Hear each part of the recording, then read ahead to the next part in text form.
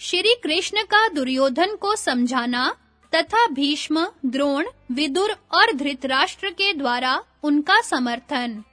वैशंपायन जी कहते हैं, राजन, भगवान वेदव्यास, भीष्म और नारद जी ने भी दुर्योधन को अनेक प्रकार से समझाया। उस समय नारद जी ने जो बातें कही थी, वे सुनिए। उन्होंने कहा, संसार में सहृदय श्रोता मिलना कठिन है और हित की बात कहने वाला सुहृद भी दुर्लभ है, क्योंकि जिस संकट में अपने सगे संबंधी भी साथ छोड़ देते हैं, वहां भी सच्चा मित्र संग बना रहता है। अतः कुरुनंदन, तुम्हें अपने हितैषियों की बात पर अवश्य ध्यान देना चाहिए। इस तरह हठ करना ठीक नहीं है, क्योंकि हठ का परिणाम बड़ा दुखदाई होता है। धृतराष्ट्र ने कहा, भगवन, आप जैसा कह रहे हैं ठीक ही है। मैं भी यही चाहता हूँ, परंतु ऐसा कर नहीं पाता।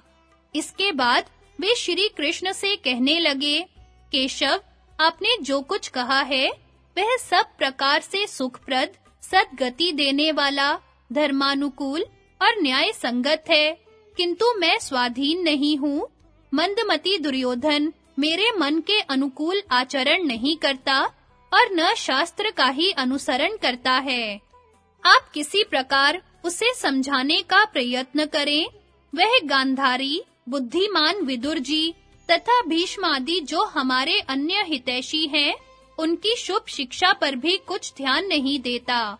अब स्वयं आप ही इस पाप बुद्धि, क्रूर और दुरात्मा दुर्योधन को समझाइए। यदि इसने आपकी बात मान ली, तो आपके हाथ से अपने सुहृदों का यह बड़ा भारी काम हो जाएगा। तब सब प्रकार के धर्म और अर्थ के रहस्य को जानने वाले श्री कृष्ण मधुर वाणी में दुर्योधन से कहने लगे, कुरुनंदन, मेरी बात सुनो। इससे तुम्हें और तुम्हारे परिवार को बड़ा सुख मिलेगा। तुमने बड़े बुद्धिमानों के कुल में जन्म लिया है, इसलिए तुम्हें यह शुभ काम कर डालना चाहिए। तुम जो कुछ करना चाहते हो, वैसा काम तो वे लोग करते हैं जो नीच कुल में पैदा हुए हैं तथा दुष्टचित्त, क्रूर और निर्लज्ज हैं। इस विषय में तुम्हारी जो हठ है, वह बड़ी भयंकर, अधर्म रूप और प्राणों की प्यासी है। उससे अनिष्ट ही होगा, उसका कोई प्रयोजन भी नहीं है और न वह सफल ही हो सकती है। इस अनर्थ को त्याग देने पर ही तुम अपना तथा अपने भाई, सेवक और मित्रों का हित कर सकोगे तथा तुम जो अधर्म और अयश की प्राप्ति कराने वाला काम करना चाहते हो, उससे छूट जाओगे।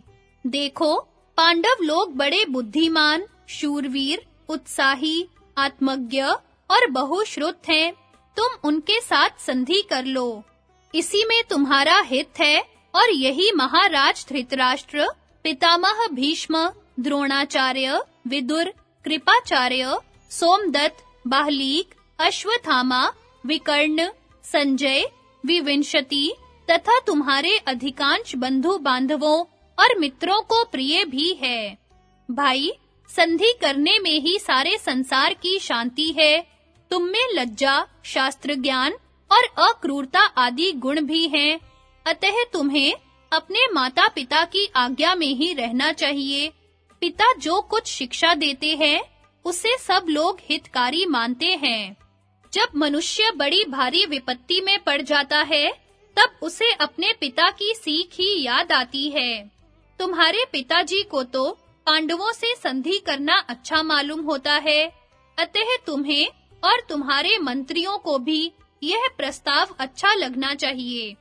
जो पुरुष मोहवश हित की बात नहीं मानता, उस दीर्घसूत्री का कोई काम पूरा नहीं होता और कोरा पश्चाताप ही उसके पल्ले पड़ता है। किंतु जो हित की बात सुनकर अपने मत को छोड़ पहले उसी का आचरण करता है, वह संसार में सुख और समृद्धि प्राप्त करता है। जो पुरुष अपने मुख्य सलाहकारों को छोड़कर नीच प्रकृति के पुरुषों का संग करता है, वह बड़ी भारी विपत्ति में पड़ जाता है और फिर उसे उससे निकलने का रास्ता नहीं मिलता। तात, तुमने जन्म से ही अपने भाइयों के साथ कपट का व्यवहार किया है, तो भी यशस्वी पांडवों ने तुम्हारे प्रति सद्भाव ही रखा है। तुम्हें भी उनके प्रति वैसा ही बर्ताव करना चाहिए। वे तुम्हारे खास भाई हैं, उन पर तुम्हें रोष नहीं रखना चाहिए। श्रेष्ठ पुरुष ऐसा काम करते हैं जो अर्थ, धर्म और काम की प्राप्ति कराने वाला हो, और यदि उससे इन तीनों की सिद्धि होने की संभावना नहीं होती, तो वे धर्म और अर्थ को ही सिद्ध करने का प्रयत्न करते हैं। अर्थ, धर्म और काम ये तीनों अलग-अलग हैं। बुद्धिमान पुरुष इनमें से धर्म के अनुकूल रहते हैं, मध्यम पुरुष अर्थ को प्रधान मानते हैं, और मूर्ख कलह के हेतुभूत काम के गुलाम बने रहते हैं। किंतु जो पुरुष इंद्रियों के वशीभूत होकर लोभवश धर्म को छोड़ देता है, वह दूषित उपायों से अर्थ और काम प्राप्ति की वासना में फंसकर नष्ट हो जाता है। अतः जो मनुष्य अर्थ और काम के लिए उत्सुक हो, उसे पहले धर्म का ही आचरण करना चाहिए। विद्वान लोग धर्म को ही त्रिवर्ग की प्राप्ति का एकमात्र कारण बताते हैं। जो पुरुष अपने साथ सद्व्यवहार करने वाले लोगों से दुर्व्यवहार करता है, वह कुल्हाड़ी से वन के समान आप ही अपनी जड़ काटता है। मनुष्य को चाहिए कि जिसे नीचा दिखाने की इच्छा ना हो, उसकी बुद्धि को लोभ से भ्रष्ट ना करे।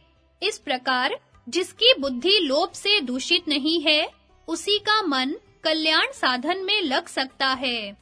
ऐसा शुद्ध बुद्धि वाला पुरुष पांडवों को तो क्या, किन्हीं साधारण मनुष्यों का भी अनादर नहीं करता, किंतु क्रोध के चंगुल में फंसा हुआ मनुष्य अपना हिताहित कुछ नहीं समझता।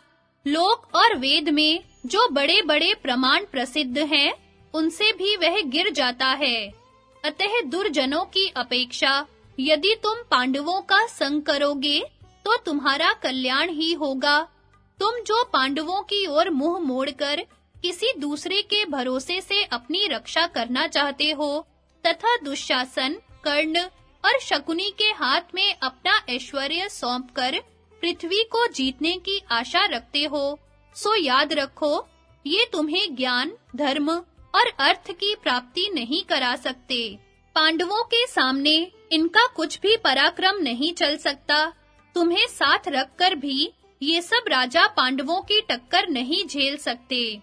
तुम्हारे पास यह जितनी सेना इकट्ठी हुई है, यह क्रोधित भीमसेन के मुख की ओर तो आंख भी नहीं उठा सकती।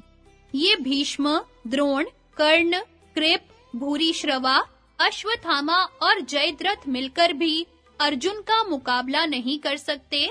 अर्जुन को युद्ध में परास्त करना तो समस्त देवता, असुर, गंधर्व और मनुष्यों के भी वश की बात नहीं है। इसलिए तुम युद्ध में अपना मन मत लगाओ। अच्छा, भला तुम ही इन सब राजाओं में कोई ऐसा वीर दिखाओ जो रणभूमि में अर्जुन का सामना करके फिर सकुशल घर लौट सकता हो। इसके लिए विराट नगर में अकेले अर्जुन की अनेकों महारथियों से युद्ध करने की जो अद्भुत बात सुनी जाती है, वही पर्याप्त प्रमाण है। अजी, जिसने संग्राम में साक्षात श्री शंकर जी को भी संतुष्ट कर दिया, उस अजेय और विजयी वीर अर्जुन को तुम जीतने की आशा रखते हो। फिर जब मैं भी उसके साथ हूँ, तब तो साक्षात इंद्र ही क्यों ना हो। ऐसा कौन है जो अपने मुकाबले में आए हुए अर्जुन को युद्ध के लिए ललकार सके? जो पुरुष युद्ध में अर्जुन को जीतने की शक्ति रखता है, वह तो अपने हाथों से पृथ्वी को उठा सकता है, क्रोध से सारी प्रजा को भस्म कर सकता है और देवताओं को भी स्वर्ग से गिरा सकता है। तुम तनिक अपने पुत्र, भाई, बंधु बांधव और संबंधियों की ओर तो देखो, ये तुम्हारे लिए नष्ट न हो। देखो, कौरवों का बीज बना रहने दो, इस वंश का पराभव मत करो, अपने को कुलघाती मत कहलाओ और अपनी कीर्ति को कलंकित मत करो। महारथी पांडव तुम्हें ही युवराज बनाएंगे और इस साम्राज्य पर तुम्हारे पिता धृतराष्ट्र को ही स्थापित करेंगे। देखो, बड़े उत्साह से अपने पास आती हुई राजलक्ष्मी का तिरस्कार मत करो और पांडवों को आधा राज्य देकर यह महान ऐश्वर्य प्राप्त कर लो। यदि तुम पांडवों से संधि कर लोगे और अपने हितैषियों की बात मानोगे, तो चिरकाल तक अपने मित्रों के साथ आनंद पूर्वक सुख भोगोगे। भरत श्रेष्ठ जन्मेजय, श्री कृष्ण का यह भाषण सुनकर शांतनु नंदन भीष्म ने दुर्योधन से कहा, तात, अपने सुहृदों का हित चाहने वाले श्री कृष्ण ने जो तुम्हें समझाया है, इसका यही आशय है कि तुम अब भी मान जाओ और व्यर्थ असहिष्णुता छोड़ दो। यदि तुम महामना श्री कृष्ण की बात नहीं मानोगे, तो तुम्हारा कभी हित नहीं हो सकता और न तुम सुख ही पा सकोगे। श्री केशव ने जो कुछ कहा है, वह धर्म और अर्थ के अनुकूल है, तुम उसे स्वीकार कर लो। व्यर्थ प्रजा का संहार मत करो। यदि तुम ऐसा नहीं करोगे, तो तुम्हें तथा तुम्हारे मंत्री, पुत्र और बंधु बांधवों को अपने प्राणों से भी हाथ धोने पड़ेंगे। भरत नंदन, श्री कृष्ण, धृतराष्ट्र और विदुर के नीति युक्त वचनों का उल्लंघन करके तुम अपने को कुलघन, कुपुरुष, कुमति और कुमार्गगामी मत कहलाओ तथा अपने माता-पिता को शोक सागर में मत डुबाओ। इसके बाद द्रोणाचार्य ने कहा, राजन, श्री कृष्ण और भीष्म जी बड़े बुद्धिमान, मेधावी, जितेंद्रिय, अर्थनिष्ठ और बहुश्रुत हैं। उन्होंने तुम्हारे हित की ही बात कही है, तुम उसे मान लो और मोहवश श्री कृष्ण का तिरस्कार मत करो। जो लोग तुम्हें युद्ध के लिए उत्साहित कर रहे हैं, उनसे तुम्हारा कुछ भी काम नहीं बन सकेगा। ये तो संग्राम में शत्रुओं के प्रति वैर विरोध का घंटा दूसरों के ही गले में बांधेंगे। तुम अपनी प्रजा और पुत्र तथा बंधु बांधवों के प्राणों को संकट में मत डालो। यह बात निश्चय मानो कि जिस पक्ष में श्री कृष्ण और अर्जुन होंगे, उसे कोई भी जीत नहीं सकेगा। यदि तुम अपने हितैषियों की बात नहीं मानोगे, तो पीछे तुम्हें पछतावा ही हाथ लगेगा। परशुराम जी ने अर्जुन के विषय में जो कुछ कहा है, वास्तव में वह उससे भी बढ़कर है तथा देवकी नंदन श्री कृष्ण तो देवताओं के लिए भी दुःसह हैं। किंतु राजन, तुम्हारे सुख और हित की बात कहने से बनता क्या है? अस्तु, तुमसे सब बातें समझाकर कह दी गई। अब जो तुम्हारी इच्छा हो वह करो। मैं तुमसे और अधिक कुछ नहीं कहना चाहता। इसी बीच में विदुर जी भी बोल उठे, दुर्योधन, तुम्हारे लिए तो मुझे कोई चिंता नहीं है। मुझे तो तुम्हारे इन बूढ़े माँ-बाप की ओर देखकर ही शोक होता है, जो तुम्हारे जैसे दुष्ट हृदय पुरुष के संरक्षण में होने से एक दिन अपने सब सलाहकार और सुहृदों के मारे जाने पर कटे हुए पक्षियों के समान असहाय होकर भटकेंगे। अंत में राजा धृतराष्ट्र कहने लगे, दुर्योधन, महात्मा कृष्ण ने जो बात कही है, वह सब प्रकार कल्याण करने वाली है। तुम उस पर ध्यान दो और उसी के अनुसार आचरण करो। देखो, पुण्य कर्मा श्री कृष्ण की सहायता से हम सब राजाओं से अपने अभीष्ट पदार्थ प्राप्त कर सकते हैं। तुम इनके साथ राजा युधिष्ठिर के पास जाओ और वह काम करो जिससे सब भरतवंशियों का मंगल हो। मेरी समझ में तो यह संधि करने का ही समय है। तुम इसे हाथ से मत जाने दो। देखो, श्री कृष्ण संधि के लिए प्रार्थना कर रहे हैं और तुम्हारे हित की बात कह रहे हैं। इस समय यदि तुम इनकी बात नहीं मानोगे, तो तुम्हारा पतन किसी प्रकार नहीं रुक सकेगा।